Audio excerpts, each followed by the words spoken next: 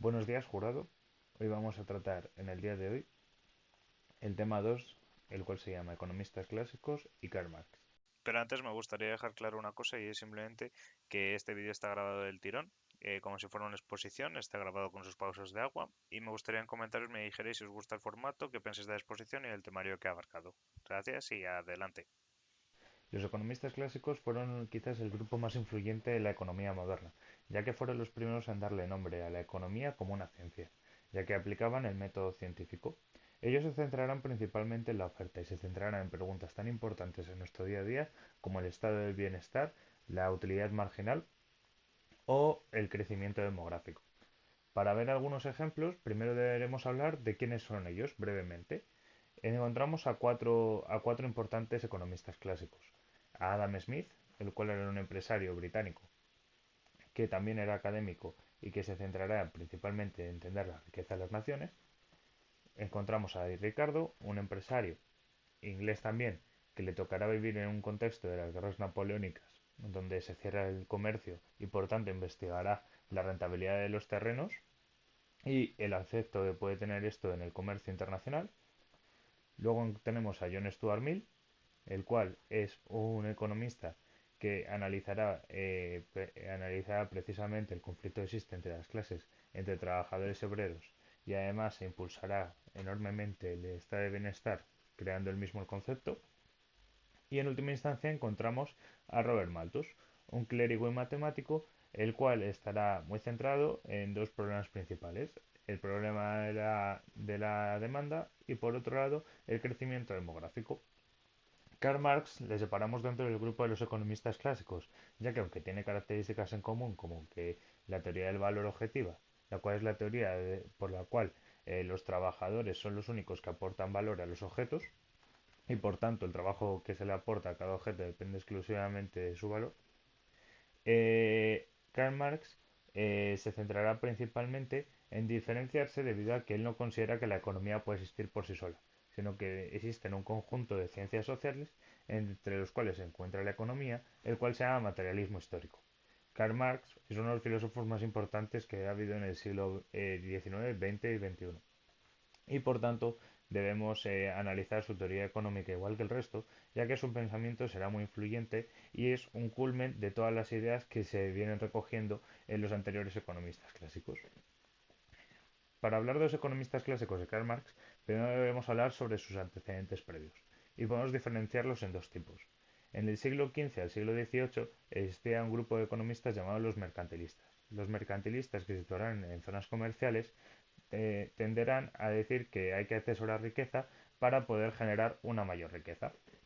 Los mercantilistas serán muy proteccionistas y a su vez impulsarán medidas para que se regule el comercio y existan gremios o oligopolios de comerciantes.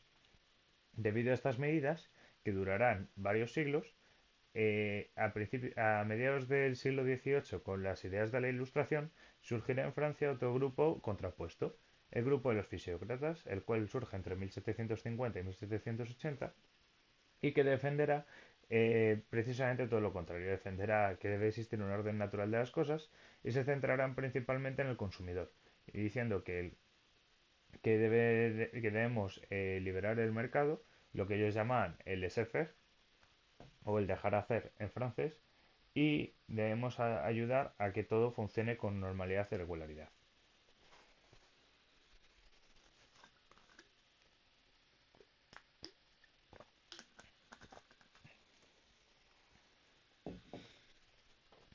Una vez visto a los antecedentes previos, podemos dar paso a las primeras líneas de investigación de estos economistas clásicos, las cuales son cuatro. La teoría del valor, la cual hemos dicho que es la teoría del valor objetivo, la teoría de la distribución, su teoría del comercio y su teoría de la economía política.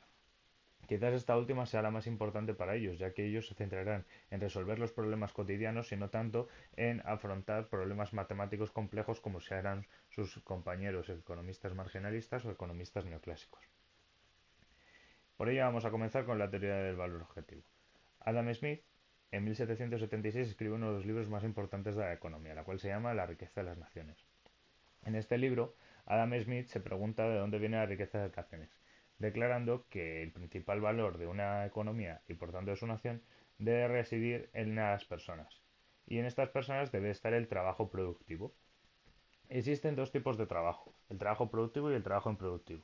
El trabajo productivo es todo aquel que añade un valor a un bien. El trabajo improductivo es aquel que no aporta un valor a un bien, como por ejemplo el sector servicios. Dentro del trabajo objetivo encontramos a su vez dos tipos. Encontramos por un lado un trabajo, eh, perdón, lo que quería decir es que el trabajo depende de dos características fundamentales, pero para las cuales son el tamaño del mercado y el grado de especialización. Y quizás esta segunda sea la más importante para Adam Smith, ya que dice que cuanto más especializado está en una empresa, mejor funciona y mejor salario tienen sus trabajadores. De esta manera, encontramos que el fin último de una economía debe ser la especialización. En este caso, Adam Smith utiliza el ejemplo de una fábrica de alfileres. En nuestra sociedad somos tan productivos que tiene sentido que existan fábricas que únicamente se dediquen a producir alfileres, ya que gracias a esto podemos especializarnos y que todo el mundo no necesite fabricar sus propios alfileres. Otro concepto muy importante de Adam Smith que me gustaría mencionar es su distinción entre el valor de cambio y el valor de uso. El valor de cambio es el valor que tiene un objeto por sí y el valor de uso es el cual es la característica por el cual lo podemos utilizar, es decir, la utilidad. Aunque Adam Smith no profundizará gravemente en este tema y ya esto lo habían tratado los fisiócratas, tenemos que esperar a los economistas marginalistas y neoclásicos para entender de dónde viene esta diferenciación. Ya que a Adam Smith le gustaba mucho poner el ejemplo de los diamantes y el agua. Los diamantes tienen mucho valor de cambio y poco valor de uso, y el agua tiene mucho valor de uso y poco valor de cambio. ¿De qué depende este factor? Tendremos que esperar a teorías como la de Menger para hablar de la escasez. Posteriormente encontramos a David Ricardo. David Ricardo, como habíamos dicho, era un empresario inglés centrado en la agricultura. Como se centra principalmente en la agricultura, él desarrolla una teoría por la cual los trabajadores aportan un número de horas de trabajo a cada objeto. Por lo tanto, el valor de los objetos se puede medir en el número de horas que haya destinado un trabajador. Posteriormente entraremos en su teoría de distribución, que es mucho más extensa. John Stuart Mill hablará por primera vez no solo de la oferta, sino también de la demanda. En este caso agrupará ambos conceptos y definirá que todos los bienes se pueden distinguir entre dos tipos. Por un lado, los bienes que tienen una oferta elástica, es decir, aquellos bienes que dependen del valor subjetivo de cada persona le quiera dar, como por ejemplo son las obras de arte. Y por otro lado tenemos los bienes con oferta inelástica, los cuales son los alimentos básicos o los productos de necesidad primaria. Por último, dentro de este amplio espectro de las teorías del valor, Robert Malthus analizará este concepto de la demanda, analizando que existe una insuficiencia de la demanda generalizada en nuestra sociedad. Para ello definirá dos tipos de bienes también. Definirá unos bienes básicos, los cuales representan que todo lo que se oferta es demandado y por tanto no hay exceso de demanda, no hay un exceso de oferta que no pueda cubrir la demanda. Y por el otro lado tenemos los productos o los bienes normales, los cuales son aquellos que sí que tienen un exceso de oferta.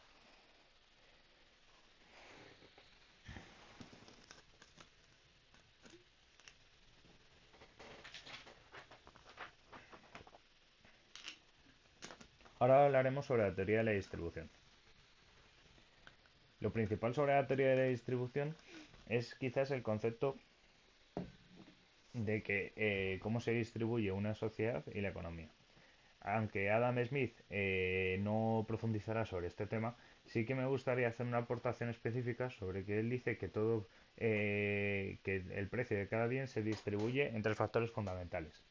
La renta, por un lado, que es aquella compensación que se le va a dar al terrateniente por haber otorgado el factor de producción. Por otro lado, tendríamos el beneficio, el cual iría íntegramente para el empresario. No hay distinción entre empresario y capitalista aquí. Y se remuneraría a cambio de haber asumido el riesgo que conlleva haber afrontado la inversión de producir el bien. Y en última instancia tendríamos los salarios, que quizás sea el punto más controvertido. Aquí Adam Smith define los salarios como simplemente una bolsa salarial que vendría a ser el restante del precio de la renta y del beneficio y se divide entre el número de trabajadores. De esa manera obtendríamos el salario. Adam Smith no considera en este caso ni las teorías del consumo ocio ni tampoco las preferencias de cada individuo por fijar su propio salario. Dice que todos los trabajadores son homogéneos y por ello todos deben de ser remunerados de la misma manera. David Ricardo analiza profundamente la distribución y realiza la primera teoría de la distribución que puede ser considerada como científica. Dentro de esta teoría, él aplica un concepto fundamental que será utilizado posteriormente, el de la utilidad marginal. La utilidad marginal, en este caso, se aplicaba con lo que él llama la ley de la renta diferencial. Para ver la ley de la renta diferencial, podemos verlo en una gráfica.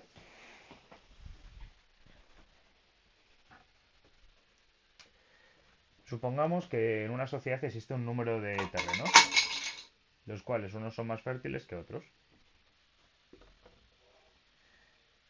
Si nos fijamos, nosotros tenderemos a cultivar los terrenos más fértiles primero y posteriormente los terrenos menos fértiles. Por tanto, nuestro rendimiento por cada terreno que vayamos cultivando será menor. Marginalmente podemos dibujarlo como una curva de utilidad a medida que vamos aumentando el número de terrenos. Por otro lado, vemos que, y este sería el rendimiento. Por otro lado, vemos que los trabajadores siempre tienen un salario, un coste constante.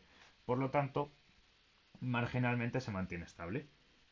¿Qué sucede? Que existe un punto en el cual, a medida que vamos cultivando más terrenos, los trabajadores siguen demandando lo mismo, por lo tanto, encontraremos un equilibrio en el cual el salario o la rentabilidad estará estancada. Este punto de aquí es el que David Ricardo definía como estado estacionario y lo definía como un estado muy peligroso, ya que decía que puede llevar principalmente a que a que acabemos en una sociedad la cual no tenga especiales ventajas y la gente tenga un salario de subsistencia.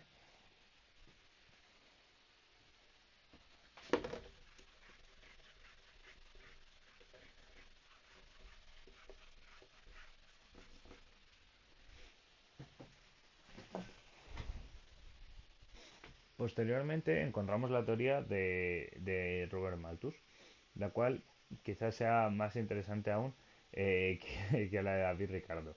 Simplemente explica el problema del crecimiento poblacional y lo explica también a través de una gráfica que veremos a continuación.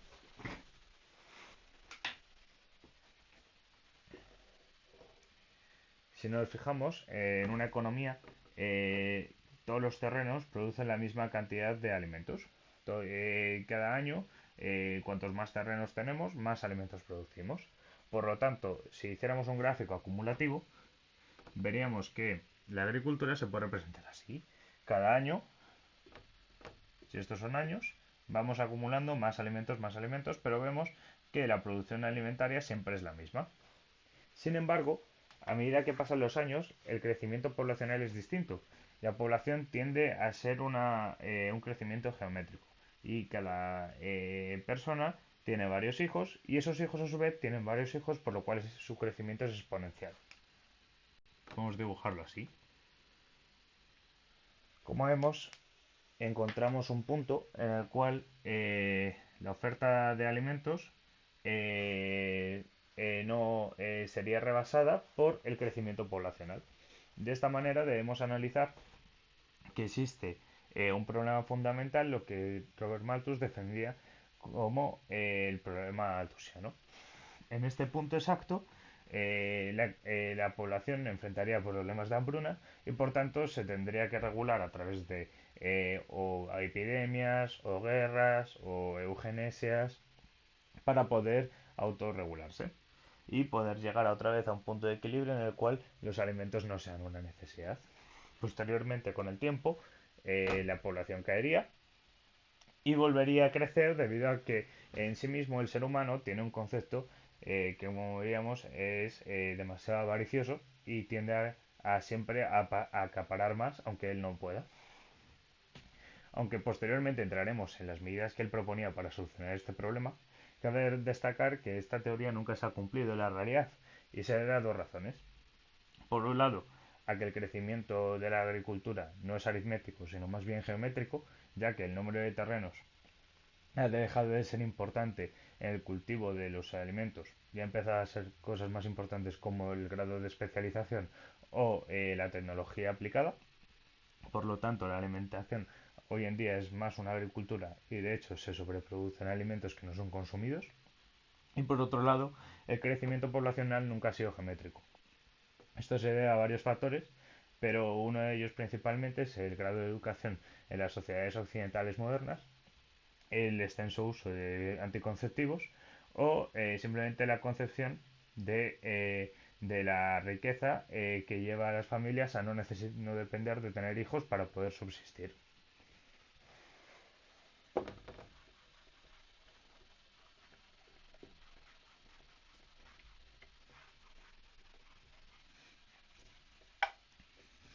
Por último, me gustaría entrar en la teoría económica, en la teoría de distribución de John Stuart Mill.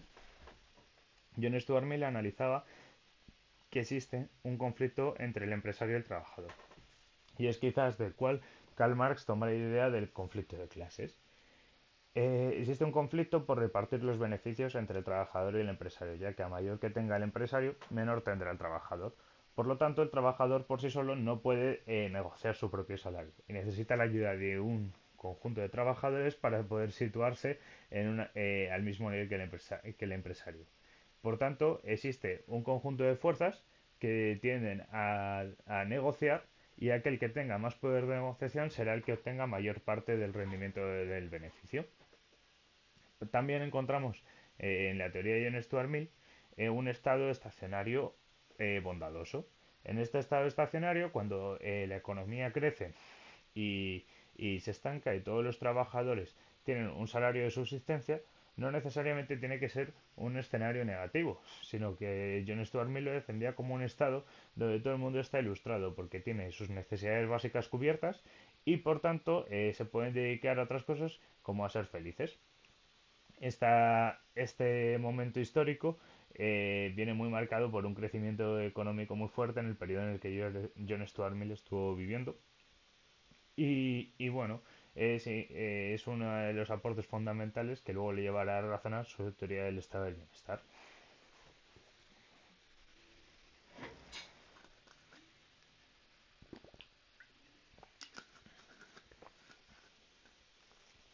Ahora hablaremos sobre uno de los conceptos más importantes de la teoría económica de este tiempo, que es la ley de Say. La ley de Say es simplemente que toda oferta genera su propia demanda. Es decir, que todos los productos ofertados van a ser consumidos porque siempre va a haber un consumidor dispuesto a consumir un bien a un precio aunque sea gratis. Veremos cómo Adam Smith y David Ricardo centrarán sus teorías del comercio internacional bajo la tesis de esta teoría. Por un lado, Adam Smith creará la teoría del comercio absoluto, la primera teoría que podemos considerar como amplia en un sentido del comercio. En esta se explica que los países tienden a especializarse y por tanto el exceso de producción que tenga un país puede ser consumido por otro país vecino. En este caso, simplificándolo todo mucho, si tenemos dos países y dos productos, un país se centrará en la especialización de un producto y otro país se centrará en la especialización del otro producto, de tal manera que lo que no sea consumido por el primero será consumido por el segundo. Por tanto, la ley de Say se cumplirá. Sin embargo, Adam Smith no tiene en cuenta un pequeño detalle, y es que él considera cantidades absolutas y no relativas, que es el problema que resolverá David Ricardo. Como considera cantidades absolutas, no tiene en cuenta el concepto de productividad. Y por tanto, no explica el por qué hay veces que hay países que son tienen una economía menos desarrollada y aún así tienen un comercio mucho mayor. O países que a lo mejor exportan menos unidades monetarias de lo que importan y aún así siguen existiendo y siguen teniendo poder. Para ello, David Ricardo definirá la productividad como el componente fundamental del comercio. Si hay dos países, ahora ya no importa quién produzca más, ahora lo único que importa es quién sea más especializado en ello, lo que da capacidad a un país pobre de comerciar con uno rico y satisfacerlo. Claramente esta teoría tiene sus limitaciones, por ejemplo, que no permite que el comercio, no explica cómo hay países minúsculos que podrían afectar a superpotencias internacionales con un tamaño gigantesco. Por continuar con las teorías del comercio internacional, simplemente voy a mencionar un apunte sobre John Stuart Mill, el cual aportaba la teoría de las deudas recíprocas. Estas teorías, como vemos, no son nada obsoletas, ya que en 2024 Donald Trump apuntaba a una regulación del comercio y un aumento de las tarifas aduaneras precisamente por este motivo. Y es que todos los países, según John Stuart Mill, deben intentar tener las mismas exportaciones que importaciones. Por tanto, no se debe permitir que un país solo exporte y otro país solo importe. Como vemos, aunque para John Stuart Mill la ley de SAE no se cumple, sí que él considera que es favorable que se cumpla. Algo muy parecido a lo que le pasará a Robert Malthus. Robert Malthus hablará sobre cómo existe una insuficiencia generalizada de la demanda para consumir a toda la oferta. Por tanto, él se abrirá y estará muy dispuesto a comerciar con otros países para poder retrasar este estado lo mayor posible.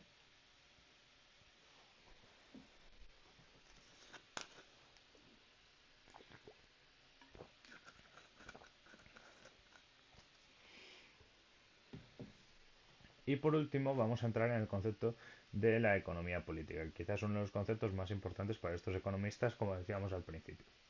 Adam Smith es mundialmente conocido por su pensamiento político, el liberalismo económico, una, una filosofía la cual no debe ser confundida por el capitalismo salvaje que conocemos en las películas y en las teorías norteamericanas. Para Adam Smith, mucho más lejos de la realidad, el liberalismo económico sería el respeto total al proyecto del prójimo, entendiendo que este proyecto no va a ser agresivo con el resto de su sociedad. De esta manera, el individuo no solo se preocupa de sí mismo en el liberalismo económico, sino que además se debe preocupar por su entorno también. Como, como se preocupa de su entorno, debemos entender que el Estado tiene un papel secundario en esta sociedad. Adam Smith definía que el Estado solo debía de tener tres papeles fundamentales. Por un lado, la justicia, por otro lado, la seguridad y por otro, las obras públicas que ayuden a todos los ciudadanos. Por último, defenderá que los impuestos no deben de ser transformados en deuda, ya que esto puede ser muy peligroso en ciertos países debido a que se desvirtúa el verdadero propósito del impuesto. Algo que continuará David Ricardo en su teoría y la centrará principalmente en eso, en cómo los impuestos son transformados muchas veces en deuda y declarando que existe una relación de intercambio entre ambos bienes. Esta teoría quedará bastante obsoleta a lo largo del tiempo, en gran medida porque David Ricardo será un gran propulsor del patrón oro y estará muy en contra del dinero fiduciario, el cual es aquel dinero que se puede intercambiar, que se puede producir de una manera muy sencilla, ya que el valor depende simplemente de un papel. Eh, John Stuart Mill, como decíamos antes, es el creador del estado del bienestar. El estado del bienestar, como lo conocemos hoy en día, simplemente es un estado, es el estado cubriendo las necesidades básicas de cada ciudadano, la educación, la sanidad y llevándolo a más para que cada ciudadano tenga sus derechos. De esta manera, y como veíamos antes, existe un conflicto de clase entre el empresario y el trabajador. Y por tanto, John Stuart Mill será uno de los primeros en proponer que los impuestos no deben de ser simplemente impuestos, sino que además deben ser impuestos progresivos, es decir, que a medida que más generemos exista un porcentaje aún mayor de lo que se va a tasar en renta.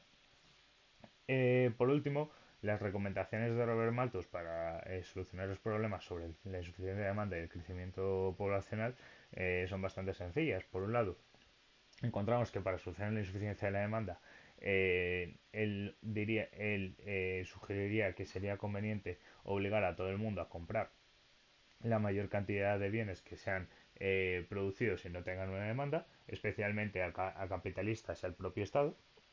Y por otro lado, para solucionar el problema del crecimiento poblacional, él hablaría sobre cómo debemos hacer medidas preventivas, como por ejemplo son retrasar la edad del matrimonio, aumentar el número de clérigos y monjas en la iglesia o el uso de métodos anticonceptivos. Ahora, en esta última parte de la exposición, me gustaría hablar sobre Karl Marx. Karl Marx es quizás uno de los pensadores y filósofos más importantes de nuestros últimos siglos. Su teoría del valor objetivo se centra básicamente en que el hombre es trabajador, definiendo entre dos tipos de trabajo, el trabajo vivo y el trabajo muerto. Las personas harían el trabajo vivo y las máquinas harían el trabajo muerto. Como las personas hacen el trabajo vivo, este trabajo se puede dividir en dos tipos. Por un lado, el trabajo concreto, el cual sería la remuneración que recibe el trabajador por su trabajo, es decir, su salario. Por otro lado, el trabajo abstracto, el cual sería la plusvalía. Este quizás es el concepto más importante para Karl Marx, ya que la plusvalía sería el resultado de el trabajo que ha producido un trabajador menos su salario. Por lo tanto, es una parte que se está llevando el capitalista por no aportar ningún valor en esta ecuación. Como esto ocurre, Karl Marx habla sobre la teoría de la distribución, explicando que existen cinco movimientos del capitalismo. El primer movimiento es el que veíamos, que es la acumulación de dinero por parte del empresario. A medida que el empresario va teniendo más y varios empresarios van teniendo más dinero, estos empresarios se van especializando y a su vez van dependiendo más de las máquinas. Como cada vez son más dependientes de las máquinas, se genera una mayor concentración de la economía en tres o cuatro empresas que dirijan todos los sectores.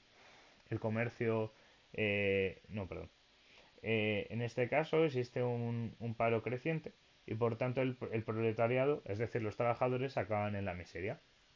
Debido a que acaban en la miseria, se juntan, deciden crear el ejército del proletariado y deciden derrocar en el último movimiento, la ley de la crisis, a todos los empresarios. Brevemente hablaré sobre cómo Karl Marx decía que había en este momento, en el quinto movimiento, que imponer el socialismo. El socialismo simplemente sería devolverle los factores de producción al proletariado y así distribuirlos de una manera justa y equitativa. Aunque estas teorías no han sido correctamente llevadas a la realidad, tanto por defensores como por detractores de la misma, sí que me gustaría resaltar que algunas de las propuestas que hizo Karl Marx son más vigentes que nunca hoy en día, como por ejemplo el derecho a una educación universal, el derecho a la sanidad universal o el derecho a abolir la herencia, un tema muy controvertido, el derecho a nacionalizar, la obligación del Estado a nacionalizar empresas o que el Estado sea el único ente que pueda ser crediticio ante las personas. Por ello, me gustaría terminar esta exposición remarcando precisamente todo aquello que han aportado estos economistas clásicos. Por un lado, vemos que el pensamiento de Adam Smith ha sido fundamental en nuestros días para marcar nuestro pensamiento político y económico y que palabras como el de Sefeg siguen resonando a día de hoy. Por otro lado, encontramos que el pensamiento de David Ricardo será utilizado por los marginalistas y neoclásicos para hablar sobre la utilidad marginal. John Stuart Mill, que aportaba la idea del estado del bienestar y cómo todos debemos de contribuir al Estado, es una idea más vigente que nunca y que existe en todos los países del mundo. Y las teorías de Robert Malthus nunca nos acaban de separar de la realidad. Siempre nos mantienen pensando en que existe un problema de crecimiento poblacional y un problema de insuficiencia de la demanda.